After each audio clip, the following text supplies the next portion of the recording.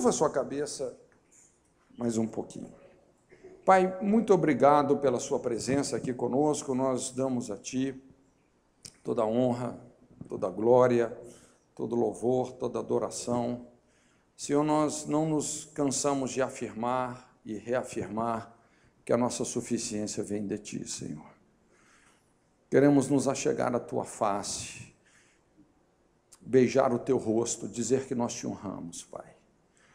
Faz brilhar a luz e o calor da sua face sobre as nossas vidas, faz-nos ouvir o som festivo da sua presença, nos alegramos em Ti e oramos juntos, com um só coração, uma só alma, que o Senhor possa nos conduzir em toda a sua verdade.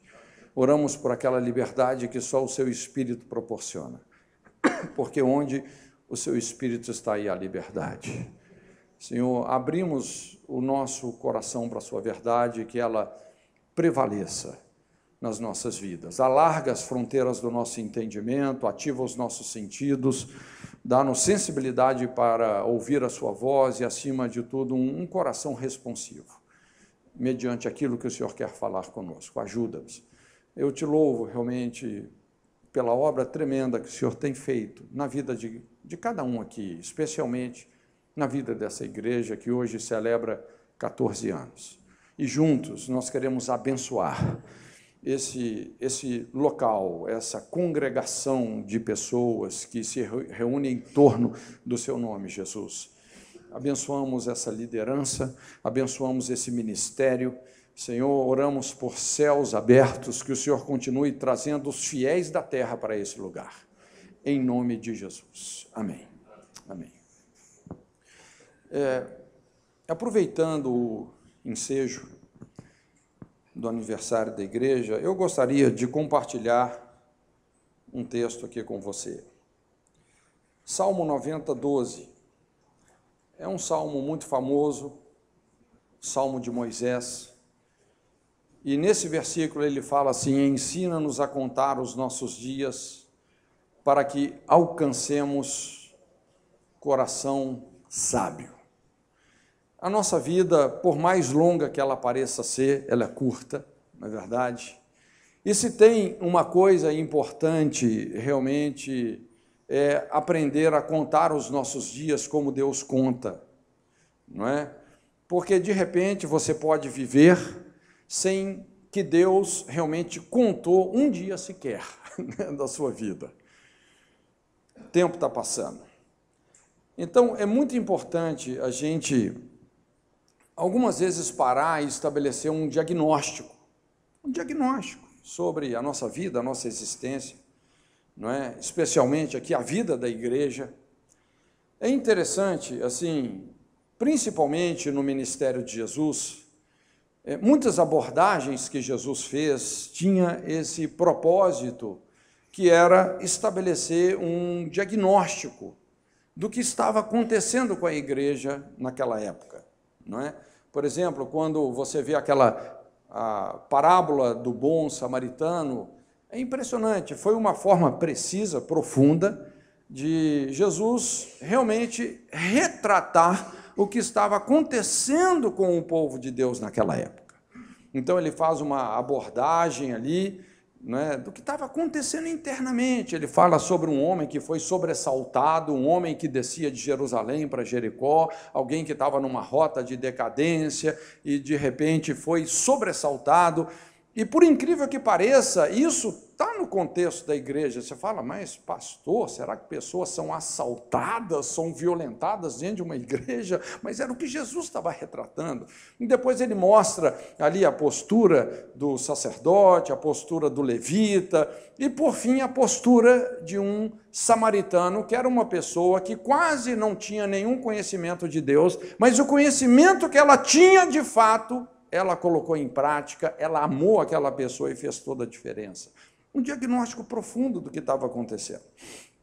Um outro diagnóstico acontece em Apocalipse, e agora já é uma visão assim muito mais ampla, não é? Porque quando Jesus envia essas cartas, na verdade, ele já estava glorificado, não é? Então, Apocalipse 2 e 3 não é? É muito interessante o que Jesus está dizendo à igreja. Você pode ler o livro de Apocalipse com uma expectativa escatológica, né? Quando a gente fala assim em Apocalipse, normalmente o que nos remete à mente é a escatologia, não é?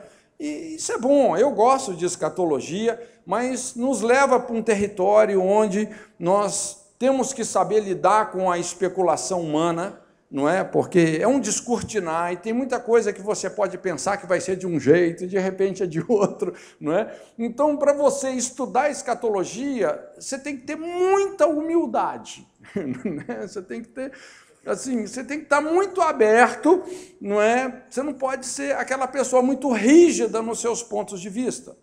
Mas também você pode estudar o livro de Apocalipse com uma expectativa redentora.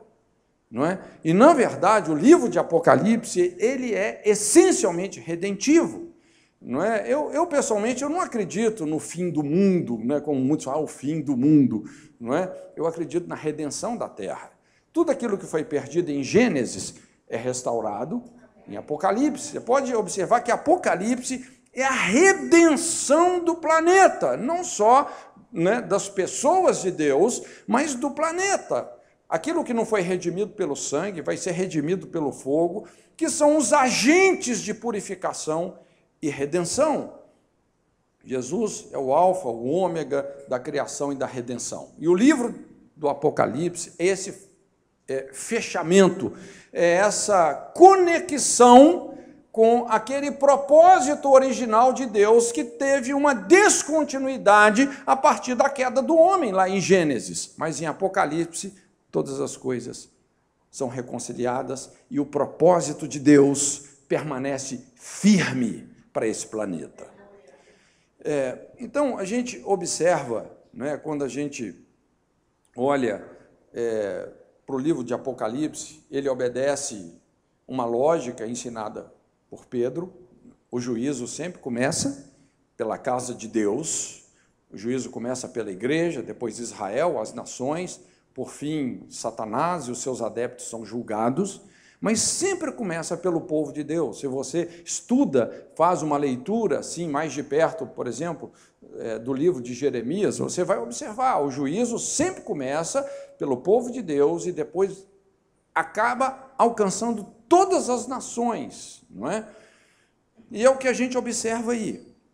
E no livro de Apocalipse, então, nós temos essa abordagem inicial quando Jesus se dirige às 7 igrejas da Ásia, não é? Uma abordagem profética e dinâmica da igreja em qualquer época, não é? De alguma forma, cada pessoa em qualquer época pode se identificar com esses tipos de igreja que Jesus está colocando aqui. Então, a grande questão a ser levantada é essa: se Jesus fosse escrever uma carta para a sua igreja, qual seria o conteúdo dela? Se Jesus fosse escrever uma carta para essa igreja, qual seria o conteúdo dessa carta? Essa é a lógica do que está acontecendo, é a dinâmica do que está acontecendo aqui. Então, da estrutura dessas 7 cartas, eu tirei 7 tópicos que são bem presentes e que, de certa forma, eles estariam presentes numa carta que Jesus escreveria para a minha igreja.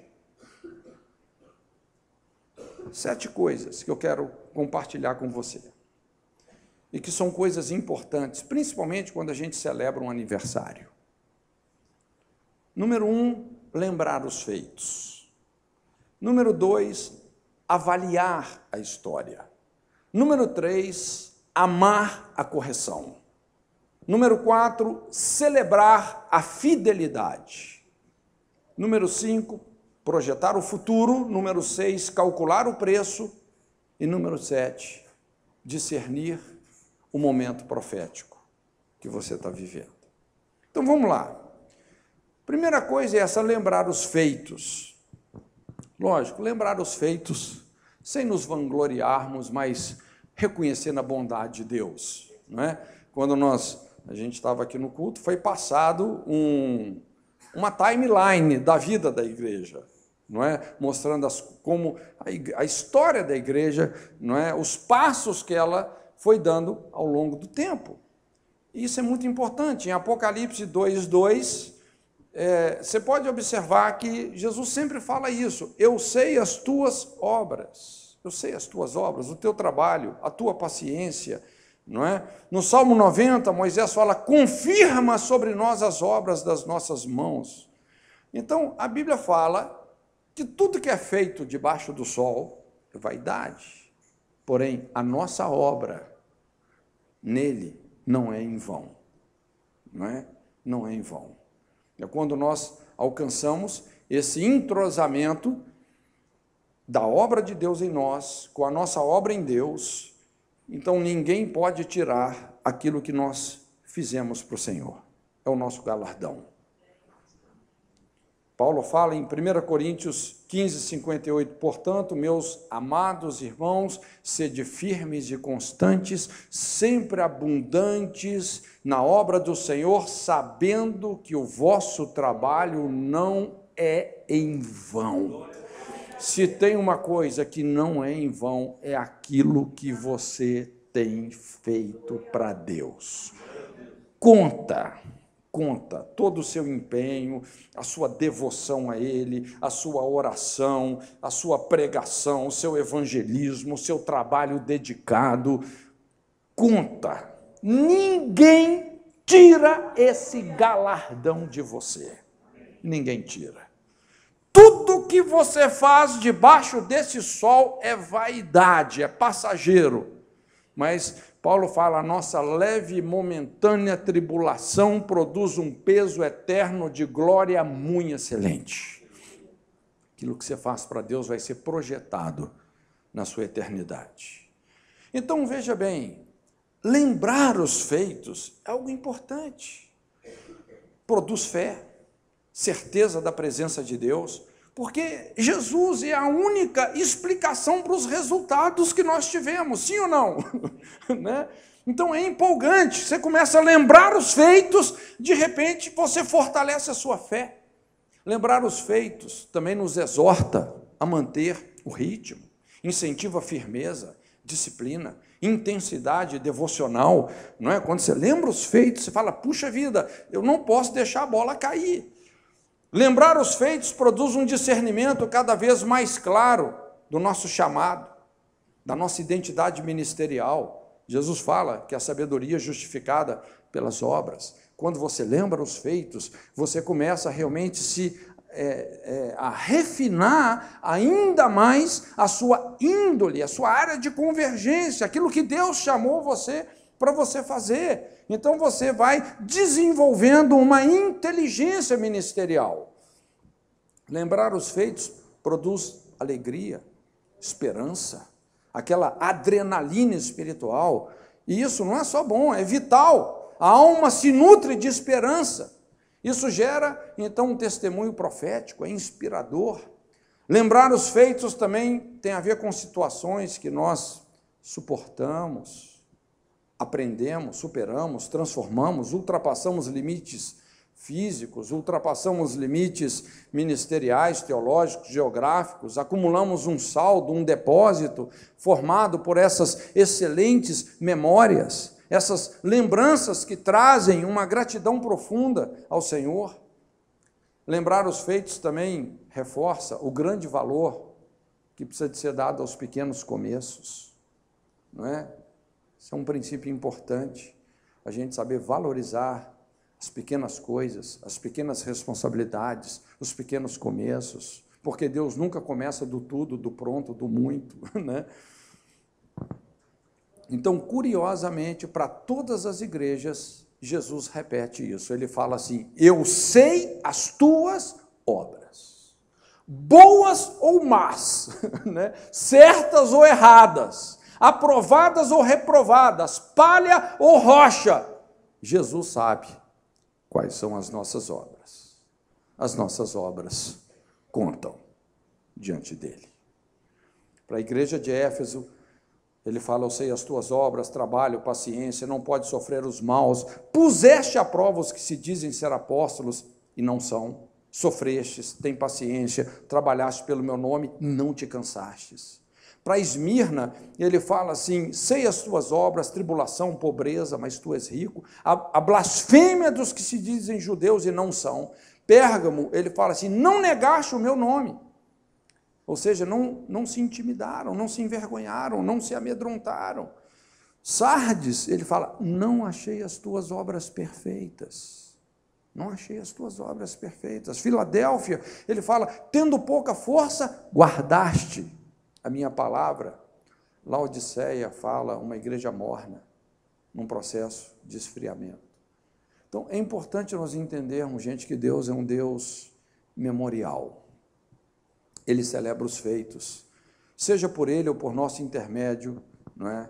Nós podemos ver vários exemplos assim, não é? Por exemplo, a criação e o memorial do sábado, né? O sábado nos lembra de um Deus criador, ele criou todas as coisas em 6 dias, no 7º ele descansou, não é? A lei do sábado, essencialmente, é uma lei memorial, um exercício de memória, a adoração e o memorial das Escrituras. Eu gosto daquele texto, não é, daquela mulher que, adorando Jesus, pegou aquele vaso de alabastro, rompeu o lacre, derramou tudo sobre Jesus, profeticamente preparando Jesus para a sua morte, e Jesus disse, onde for pregado em todo o mundo esse evangelho, será contado o que ela fez para a memória sua. Para a memória, olha só esse detalhe, não é?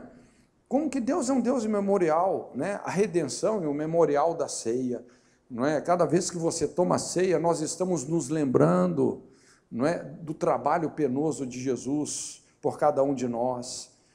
Então, é muito importante a gente fazer esse exercício de memória, lembrar os feitos. Segunda coisa, avaliar a história. Eu sei que lembrar os feitos é fácil, é gostoso, né? Aquilo que Deus fez, que nós fizemos, não é? As fronteiras que nós rompemos. Agora, avaliar a história já é um pouco mais difícil, às vezes é até traumático, não é? É um outro tipo de conversa. Às vezes é uma conversa um pouco mais séria com a nossa consciência. Então, para isso, nós precisamos de um equilíbrio entre graça e responsabilidade, né? Quando a gente vai avaliar nossa história, jamais podemos usar a graça de Deus como um pretexto que nos afasta da responsabilidade, não é? A graça de Deus não é para fugirmos dos problemas, mas para enfrentá-los, resolvê-los, não é? A graça de Deus não é para você ter como fazer um pretexto para violar a lei, muito pelo contrário, a graça de Deus é o poder para experimentarmos uma vida santa, não é? Acima da gravidade do pecado. Também avaliar a história jamais deve nos levar a nos colocarmos como juízes do corpo de Cristo. Quando a gente vai avaliar a história, gente, é muito importante a gente fazer essa avaliação sem um espírito crítico de condenação. Não é para a gente falar mal dos outros e muitas vezes vomitar as nossas frustrações, né? Esse não é o objetivo, não é? Às vezes eu fico preocupado com pessoas assim que têm uma abordagem muito negativa, muito crítica, não é, sobre a igreja. O cara abre a boca só para falar mal da igreja. Gente, não é? A gente tem que tomar muito cuidado com isso. Isso não é ser um profeta, não é? Às vezes esse espírito negativo e crítico está longe do espírito profético, não é, que Deus espera realmente em achar nos nossos corações, não é? Então, o princípio da ceia, da comunhão, examine-se o homem a si mesmo. Então, a gente fazer uma avaliação da nossa história, aprendendo a julgarmos a nós mesmos, não é? Eu desde cedo, graças a Deus, eu aprendi isso, a julgar muito mais a mim mesmo do que os outros. E quando você entende realmente esse espírito da ceia e você julga a si mesmo, você não vai ser condenado com o mundo, não é? Então, é importante avaliar a história sob essa perspectiva. Também avaliar a história fala de lidar com os nossos pecados, desvios, fracassos, traumas, decepções, cisões, divisões, não é? Então,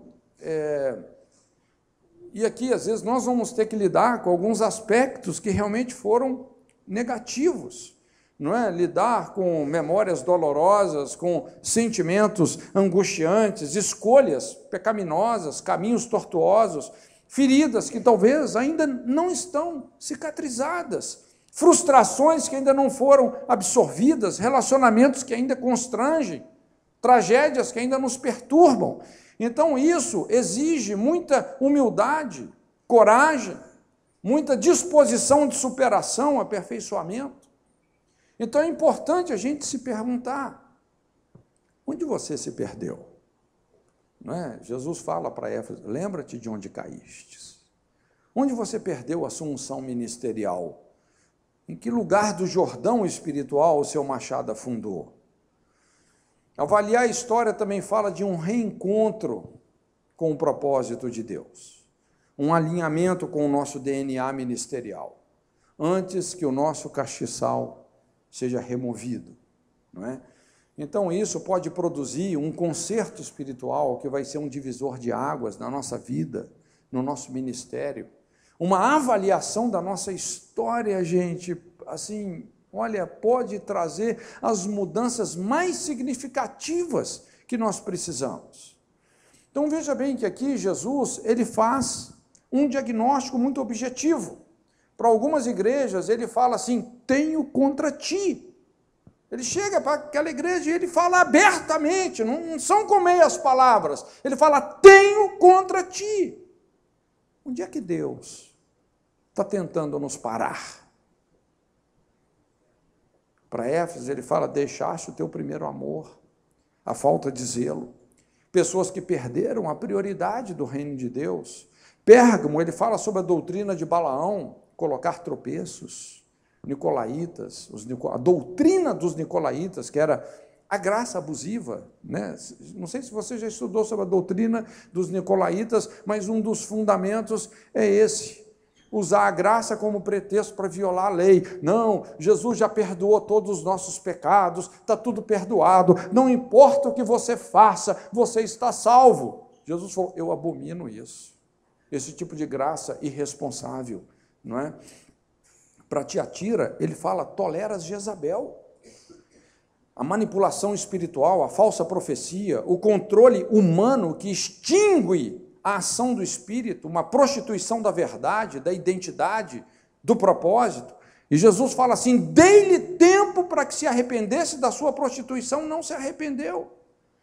Para Sardes, ele fala, tem nomes de que vive, mas está morto. Pessoas que vivem apenas das experiências do passado, uma falsa realidade, não é? Laodiceia, uma igreja morna, enganada pelo amor às riquezas. Então vem um diagnóstico trágico sobre Laodiceia, não é? Desgraçado, miserável, pobre, cego, nu, uma igreja apostatada. Jesus estava do lado de fora, né? Ele fala, eis que estou à porta e bato. Veja bem, Jesus tentando entrar na igreja, não é? Mas ninguém ouvia mais a sua voz. Morno não é o frio que está esquentando, é o quente que está esfriando. Talvez Jesus não tenha algo a dizer contra você, mas talvez ele tenha. Talvez ele tenha, não é? Então é muito importante avaliarmos a nossa história. Aí vem aqui o terceiro ponto, que é amar a correção e corrigir o coração. Lógico, quando você avalia a história, algo fundamental, imediato, é corrigir os nossos caminhos. Como nós falamos, esse é o princípio da ceia. Examine-se o homem a si mesmo e tome da ceia. A Bíblia não fala, examine-se o homem a si mesmo e não tome da ceia, né? É tome. Isso significa que a única alternativa que nós temos é resolver, corrigir, acertar, consertar, reconciliar. Não se cogita a possibilidade, pastor, né, hoje eu não posso tomar ceia porque eu não estou muito bem, não é? Eu não vou tomar ceia. A Bíblia não te dá essa possibilidade. Tome da ceia, conserte o que você tem que consertar. A questão, gente, não é só seguir em frente. Nós temos que seguir em frente com as coisas resolvidas. Nós temos que resolver as coisas. Nós temos que soltar as âncoras, as amarras, fechar os arquivos que ficaram abertos. Por que muitos líderes se estagnam? Por que eles se encontram num teto baixo e de repente nunca passam dali? Por que muitos sobem até um ponto e daqui a pouco começam a entrar em decadência? Por que muitos vivem uma rotina de altos e baixos? Do mesmo jeito que a pessoa está bem, está mal, está bem, está mal. Uma das principais respostas é essa. Eles estão prosseguindo sem resolver situações críticas. Em algum momento das suas vidas, rejeitaram a correção e talvez até insistiram no erro. A pessoa começa a insistir no erro, não é? Por que algumas pessoas, quanto mais elas caminham, mais elas se sentem perdidas? A gente sabe, um pequeno desvio no início, lá na frente, esse ângulo de defasagem vai só aumentando. Então é preciso corrigir, retornar ao caminho, converter o coração. Por que algumas pessoas caem no esgotamento? Hoje é tão comum a gente ver pessoas estressadas, esgotadas, principalmente líderes, porque de repente eles estão acelerando as suas vidas com as âncoras lançadas. Como eu disse, tem que soltar as âncoras. Você tentar navegar com a âncora lançada, gente, é muito esforço e pouco avanço, nenhum avanço. Sair arrastando uma âncora, uma bola de ferro, né, pelo caminho. Essa é uma das razões pela qual muitos pifam no ministério. A pessoa quer seguir do jeito dela, sem resolver as coisas que têm que ser resolvidas.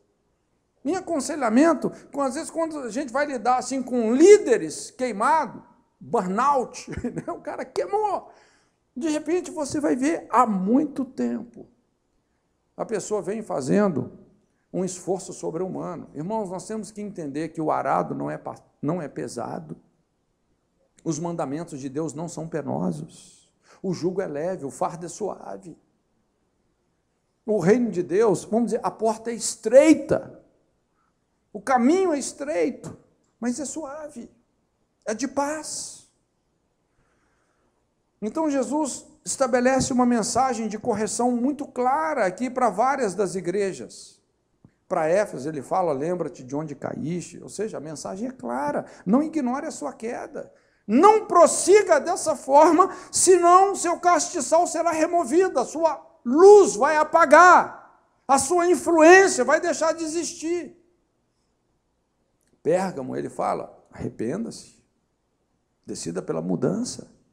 Ele fala assim, senão eu vou pelejar contra você com a espada da minha boca. Veja bem, aqui não é o diabo que está contra nós, é Deus. Tem situações na nossa vida, gente, não é o diabo, às vezes é Deus, que está com a mão no nosso peito, porque ele resiste. O soberbo, o orgulhoso, o prepotente, né? Ele resiste. Às vezes a gente está achando que é o diabo, que é a batalha espiritual, mas é Deus. Tudo que nós precisamos é de um arrependimento, uma meia volta, porque naquele caminho você não vai mais. Depois que Deus colocou a mão no seu peito, dali você não passa. Ou você dá meia volta, ou você não passa. Para Tiatira, ele fala, o que tendes, retém até que eu venho. Ou seja, não negocie valores, não negocie dons, não enterre os seus talentos, não abra mão das promessas. Eu gosto quando em Provérbios a Bíblia fala, compra a verdade e não a vendas, a disciplina, a prudência, a sabedoria. Irmãos, tem coisas que nós temos que pagar um preço, e é um preço alto, e não dá para negociar. Não dá para abrir mão disso. Laodiceia, ele fala, não deixe o teu sucesso te enganar, te destruir, paga o preço, compra ouro provado no fogo, vestes brancas, colírio para que vejas. É interessante, gente, algumas pessoas, quanto mais elas enriquecem, menos elas prosperam. Porque tem gente que não sabe lidar com dinheiro. Não é? Já viu quando o pobre fica milionário do dia para a noite? Rapaz, é uma tragédia. Em poucos anos está pobre de novo. Olha, não se ofenda com a correção. Não se ofenda com a correção. Não resista à verdade. Eu sei que é difícil dar um amém para isso, né? Mas... Quarta coisa é você celebrar a fidelidade. Celebrar a fidelidade. Isso é algo importante. Primeiro, porque fidelidade é raro. Não é? Esse é o clamor do salmista. Eu gosto muito do Salmo 12, quando a Bíblia fala, salva-nos, Senhor, porque faltam os homens bons, são poucos os fiéis entre os filhos dos homens. Então, a sabedoria ensina que a fidelidade tem que ser celebrada mais do que qualquer outra coisa. Olha, quando você acha uma pessoa leal, fiel, rapaz, isso tem que ser celebrado, porque é difícil, é raro. Quem trabalha com formação de líderes entende o que é que eu estou falando. Tem pessoas que um pouquinho que elas crescem, rapaz, vem aquela droga da liderança, né? Aquele narcótico, a cachaça da liderança, que o cara já pensa que ele é o bonzão, que é Deus que precisa dele e tal, eu já vou abrir a minha igreja e vou arrebentar. Um pouquinho que ele cresceu. A pessoa simplesmente age com total infidelidade. Gente, não existe outra forma de cultivar caráter senão pelo exercício da fidelidade e da lealdade. Se tem um princípio que nós temos que prezar, é esse: ser leal, ser fiel. Veja bem, caráter. Caráter é o que nós somos. Primeiro, diante das provas. Também diante das tentações. Também diante do conhecimento adquirido. Também ao receber poder. Também ao receber uma posição. E principalmente quando nós estamos sozinhos. Esse é você.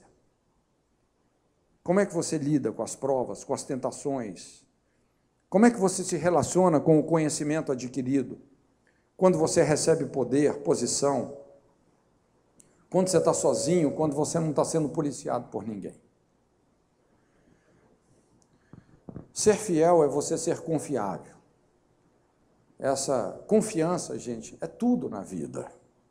É o grande segredo do sucesso, do crescimento, é confiança. Essa é a linguagem que funciona. Funciona numa empresa, funciona numa igreja. O que faz uma igreja crescer? É se ela é confiável. O que faz uma empresa crescer? É se ela é confiável. Confiança. Essa é a moeda de maior valor. Então é importante honrar os relacionamentos íntimos. Honrar os relacionamentos íntimos. Gente, todos nós vamos passar por momentos que nós vamos ter que rejeitar as oportunidades e possibilidades de traição. Entende? Sempre tem um momento que é fácil você trair, você puxar o tapete. Esse é o principal tipo de prova para nos tornarmos um líder segundo o coração de Deus. Cônjuges, líderes, amigos. Às vezes são poucas pessoas, mas como nós demonstramos lealdade a essas pessoas, é tudo. Como você expressa a sua lealdade ao seu cônjuge, como você expressa a sua lealdade ao seu líder, como você expressa a lealdade a um amigo. Veja bem, eu não estou falando de muitas pessoas, mas a forma como você expressa lealdade a esse círculo íntimo é tudo. Proteja o seu cônjuge, defenda o seu líder, seja um escudo para o seu amigo. Se eles fizeram algo reprovável, quebra o pau com eles, mas nunca pelas costas. Nunca pelas costas. Se você precisa de corrigir alguém, um amigo, você vai falar, não é o que ele quer ouvir, é o que ele precisa de ouvir. Confronta, mas nunca pelas costas. Defenda os ausentes. Como você trata as pessoas que você não precisa delas. Isso tudo, esses ingredientes vão mostrando o tipo de caráter que nós estamos cultivando. Veja bem, Deus, Ele procura os fiéis da terra. Eu gosto desse texto em Jeremias, eu estou meditando no livro de Jeremias. E o quadro, assim, geral do livro de Jeremias, é um quadro de apostasia da nação. A nação estava literalmente indo para o cativeiro, para um lugar de castigo, não é? Porque se tornaram sistematicamente rebeldes. Sabe aquele filho que vai entristecendo o coração do pai, vez após vez, geração após geração, não é? E chegou num ponto, olha o desabafo de Deus, ele fala assim, dai voltas às ruas de Jerusalém, vede agora, procurai saber, buscai pelas suas praças, se achais alguém, se há um homem que pratica justiça ou busca a verdade, eu perdoarei a cidade. Veja bem, Deus estava disposto a perdoar a cidade inteira se ele encontrasse um homem fiel. Um homem fiel. A intercessão de Abraão, lembra quando Sodoma e Gomorra foram subvertidas? Antes de Deus destruir essas cidades, ele foi lá em Abraão. E Abraão começou a interceder. Senhor, mas o Senhor é um Deus bom, o Senhor é um Deus tolerante, amoroso. O Senhor não destrói o ímpio e o justo juntos. Falou, Deus, realmente, eu não destruo. Deus falou, Senhor, se tiver 70 justos. Não, Abraão, se tiver 70, eu não destruo. Mas não tinha 70. Ah, Senhor, se tiver 60, 50, 40, né?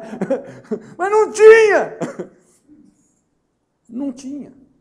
Veja bem, o que destrói uma sociedade, gente, não é a quantidade de ímpio, é a ausência de pessoas fiéis. É quando Deus não acha mais uma pessoa que realmente tem um coração fiel. É interessante que quando Jesus escreve essas cartas, ele mostra que Deus é um galardoador daqueles que vencem, que são fiéis. Porque o conceito fundamental desse vencer aqui tem a ver com vencer a nós mesmos. Então, para Éfeso, ele fala, ao que vencer, dar-lhe-ei a comer da árvore da vida. Esmirna, ele fala, não receberá o dano da segunda morte. Pérgamo, dar-lhe-ei o maná escondido, uma pedra branca, com um novo nome. Tiatira, ele fala, lhe darei poder sobre as nações. Sardes será vestido de vestes brancas, de maneira nenhuma arriscarei o seu nome do livro da vida. Filadélfia, farei coluna do templo do meu Deus. Laodiceia, ao que vencer, concederei que se assente comigo no meu trono. Celebrar a fidelidade. Quinta coisa, projetar o futuro. Projetar o futuro sintetiza-se numa visão. Entender a vontade de Deus de forma prática, funcional. Receber a visão de Deus. Para isso, lógico, você tem que subir no monte, você sempre receber uma visão, um modelo, não é? Uma perspectiva do futuro. Isso é uma escalada. Eu sei que a gente tem a tendência de usar as fórmulas de crescimento, né? Mas, olha, é muito importante você subir o monte e receber de Deus o que Ele tem para você. Essa coisa de Ctrl-C, Ctrl-V, né, em termos de estratégia, às vezes funciona, uma coisa funciona, né? A gente pode até fazer um peneiramento inteligente, mas o que faz a diferença mesmo é quando a coisa vem de Deus. Então, projetar o futuro é descrever a nossa visão de forma realizável, dinâmica, inovadora. Uma visão é constituída por princípios e estratégias. Toda visão tem princípios e tem estratégias. Princípios são imutáveis, estratégias são dinâmicas, elas mudam. Inverter isso pode destruir um ministério, não é? É aquela diferença entre forma e poder. De repente, Deus te deu uma estratégia de funcionamento, não é? E o próprio poder de Deus gera essa forma. Mas, de repente, se você fica só com a forma e começa até a violar princípios, daqui a pouco o poder já foi embora e você ficou só com a casca, né? Forma sem poder. Então, a visão precisa de ser sonhadora e realizável, criativa e objetiva ao mesmo tempo. É muito importante a gente aprender a pensar, não é só fora da caixa, mas eu diria fora da caixa. Principalmente nos nossos dias hoje, nós estamos num planeta em rotação. Nós não podemos engessar. A visão de Deus é dinâmica. O chamado de Deus é dinâmico. Os meios de comunicação hoje estão produzindo drásticas e revolucionárias mudanças que desafiam a nossa cosmovisão. É impressionante como muitas coisas assim que antes eram mais tradicionais, como elas estão mudando, não é? Por exemplo, o conceito de nações está mudando. O conceito de fronteiras hoje está mudando totalmente. Qual que é o país mais populoso do mundo? China. Segundo, Índia. Terceiro, Facebook. Já é a maior comunidade, inclusive eu acho que já passou a Índia. Já é talvez a segunda nação ou comunidade maior do planeta. Hoje o conceito de nações, o conceito de fronteiras está mudando. O conceito de idioma está mudando. Quem viaja assim internacionalmente, qual que é o idioma que é falado? Eles chamam de globish. O que é o globish? É o inglês, esse inglês globalizado, né? Sabe aquele inglês nosso, no nosso caso aqui, o inglês tupiniquim, né? The book is on the table, né? Mas com esse inglês a gente viaja o mundo inteiro, consegue se comunicar. O conceito de riqueza está mudando. Hoje existe um novo paradigma para os milionários. Os caras lá como o Gates, o Buffett, eles estão pedindo para os milionários doarem fortunas, porque só ambição material, gente, não realiza ninguém, não é? Jesus advertiu sobre aquela síndrome da prosperidade louca. Se a nossa motivação não é cumprir a grande comissão, nós vamos cair nesse tipo de síndrome. Lembra aquele homem que prosperou, aí de repente falou, não, vou fazer celeiros maiores ainda, juntar tudo, não é? E de repente vem uma voz, louco! Hoje pedirão a sua alma, o que você tem preparado para quem será? Então, é um novo conceito. Teologia da prosperidade é questionável. Agora, a teologia da generosidade é infalível. E muitas pessoas estão descobrindo um caminho na generosidade. Então, o conceito de igreja também está mudando. Eu não sei se você sabia, isso é uma estatística mundial, para cada cristão que congrega, existe 1,5 que não congrega. Eu penso, isso não é bom, porque quando uma pessoa deixa de congregar, o isolamento, né, sempre é a voz do relacionamento fracassado, né? Mas é a realidade que nós temos hoje. O conceito de missões está mudando. Hoje a gente vê um conceito de missões bem mais dinâmico.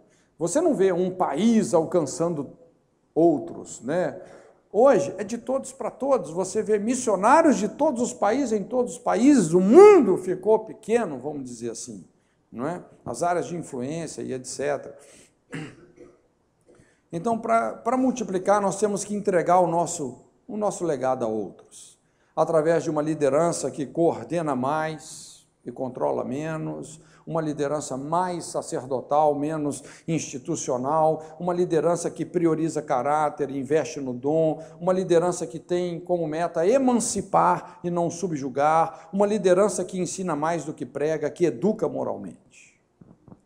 Então, é importante, quando a gente pensa em projetar o futuro também, com os talentos que nós temos recebido de Deus, não é?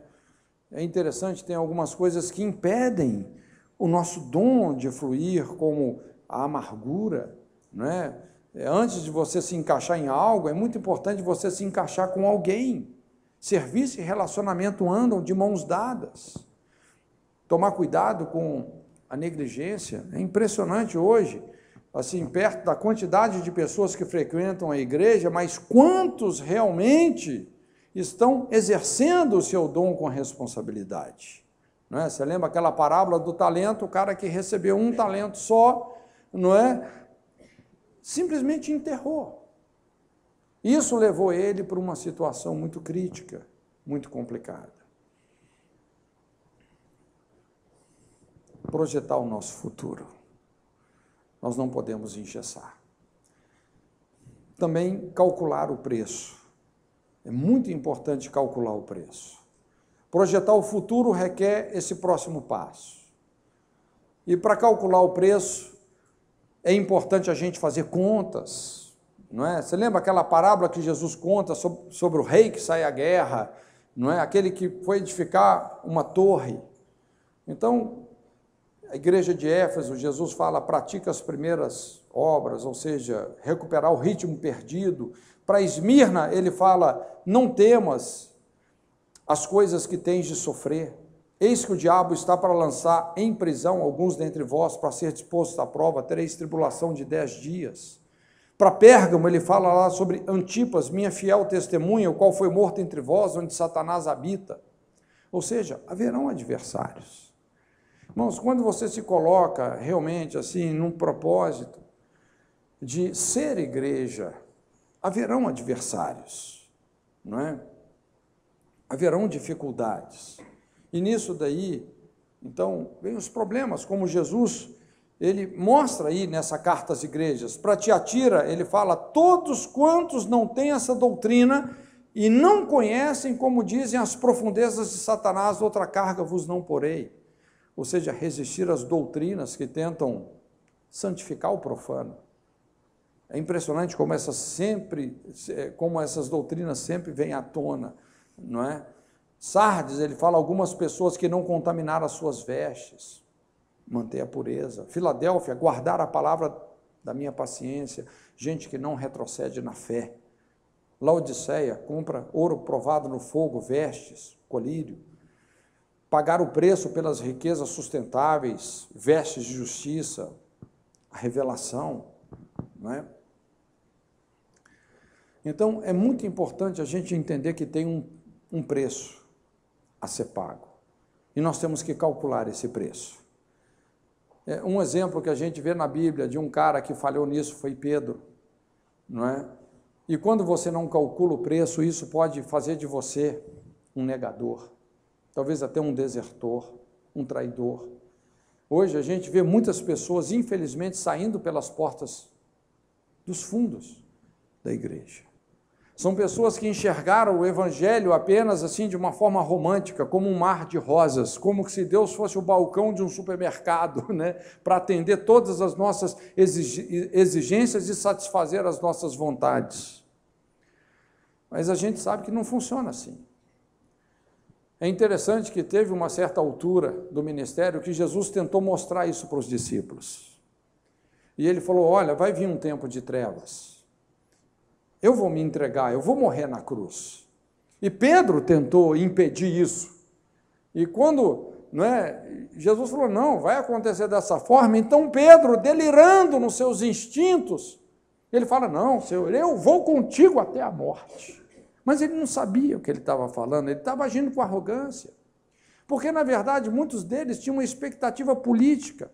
Assim como lá no livro dos juízes, né, os juízes reverteram determinados cenários onde a nação de Israel estava subjugada por um outro povo, eles acharam que fosse da mesma forma. Jesus iria reinar ali em Israel, em Jerusalém, reverter, não é, aquela situação onde eles estavam subjugados ao Império Romano. Mas eles não ouviram. Tinha gente até brigando para ver quem ia sentar à direita, à esquerda, quem era o maior, quem era o menor, não é? Pedro, eu vou contigo até a morte! Pedro, baseado no seu orgulho, eu vou te dizer, antes que o galo cante 2 vezes, 3 vezes você vai me negar. Ele não calculou o preço. Ele não sabia o que ele estava falando. Mas a gente vê na Bíblia pessoas que calcularam o preço, uma delas é Paulo. É impressionante quando Paulo teve aquela experiência com Deus, não é? Ele testemunhando lá diante do rei Agripa, ele começa a dar o seu testemunho como ele era um judeu zeloso contra os cristãos e a visão celestial que ele teve. Então, e ele começa a dizer, olha, desde que eu tive essa experiência com Deus, que eu tive essa visão celestial, não fui desobediente a ela, não consultei nem carne nem sangue, eu não queria saber mais o preço que eu teria que pagar, eu estava disposto. E ele falou aquilo com tanta ênfase, que o rei Agripa, rapaz, por pouco você não me converte aqui, eu estou quase convertendo. Paulo lá com Ágabo, você lembra? Esse Ágabo era um profeta muito confiável, profetizou a fome que veio no mundo, e agora ele pega a cinta de Paulo, ele faz um ato profético, fala, olha, o dono dessa cinta vai ser preso em Jerusalém. Aí as pessoas vieram para Paulo, Paulo, não vá para Jerusalém, você vai ser preso, olha só, o Espírito Santo está advertindo, está mostrando, você vai ser preso. E Paulo fala, o que vocês estão choramingando por minha causa? Eu estou pronto e disposto não só a ser preso, mas dar a minha vida por amor a Jesus em Jerusalém. Rapaz, como é que você segura um cara desse? Isso dá ataque cardíaco em Satanás. Como é que você para um homem desse? Por isso que as pessoas falam, chegaram até nós aqueles que têm transtornado o mundo, que têm virado o mundo de cabeça para cima. Paulo e Silas, 2. Só 2. Por isso que eu falo, um com Deus é maioria, 2 é covardia. E só para terminar, discernir o tempo. Uma compreensão dinâmica do momento espiritual. A gente sabe que para todo propósito há um tempo e um modo. E o coração do sábio vai discernir o tempo e o modo. Você lê Eclesiastes 3, isso é muito claro. Eu gosto quando na oração sacerdotal, Jesus ele começa com essa declaração, ele fala assim, é chegada a hora. Ele começa a oração com esse discernimento. Um discernimento do Kairos, de Deus. Do momento profético que ele estava enfrentando. Veja bem, não foi o pai que falou com Jesus, meu filho, é chegada a hora. Não, foi Jesus que falou com o pai. Pai, é chegada a hora. Quem não entende a hora, como os discípulos não entenderam, foge, dispersa, trai, nega, dorme, desilude. Mas quem entende o momento que está vivendo, pode dizer como Jesus disse, a carne é fraca, mas o espírito está pronto. Jesus seria abandonado, traído, negado, perseguido, açoitado, crucificado, morto, mas o discernimento do momento levou ele a essa oração estratégica, que foi como um escudo para todo o plano de Deus fluir na sua vida e na vida dos discípulos. Ele entendeu o momento. Qual é o momento que nós estamos vivendo? Eu gosto muito quando a Bíblia fala sobre a bênção dos filhos de Zacar. E a Bíblia fala que eles eram peritos para discernir o tempo. Eles entendiam o momento espiritual que eles estavam vivendo. Qual é o momento que você está vivendo? O Kairos. Onde você precisa concentrar os seus esforços agora? Quando a gente fala de investimento, quando a gente fala de ministério, de esforço, a chave é o tempo certo, é você entender o tempo. Que momento você está vivendo como pessoa, como família? Que momento vocês estão vivendo como igreja? Qual é o tempo? Não é? De que forma o mundo espiritual está se abrindo ou se fechando? Discernir o tempo.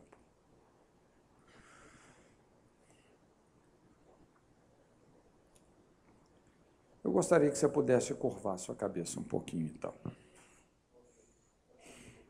Lembrar os feitos, avaliar a história, amar a correção, celebrar a fidelidade, projetar o futuro, calcular o preço e discernir o momento profético. Dessa forma, gente, nós vamos persistir na vontade de Deus. Ensina-nos a contar os nossos dias de tal maneira que alcancemos corações sábios. Corações sábios. Senhor, muito obrigado pela sua presença aqui conosco. Nós te engrandecemos, te louvamos e nos colocamos diante de ti. Que o Senhor tenha liberdade, Senhor, de nos conduzir, de nos guiar. Nós não queremos viver as nossas vidas de qualquer maneira, Senhor, porque só temos uma vida para vivê-la. Está ordenado a todo homem que morra uma só vez, segue-se após isso o juízo. Nós vamos ter que olhar nos teus olhos e prestar contas das nossas obras. Por isso, Senhor, que o Senhor possa nos conectar contigo. Nós oramos por uma profunda conexão com a sua vontade e com o seu propósito. Abençoamos essa igreja, que ela continue sendo levantada, estabelecida, como coluna e firmeza da verdade, fazendo a sua vontade, em nome de Jesus. Amém. Amém. Deus te abençoe.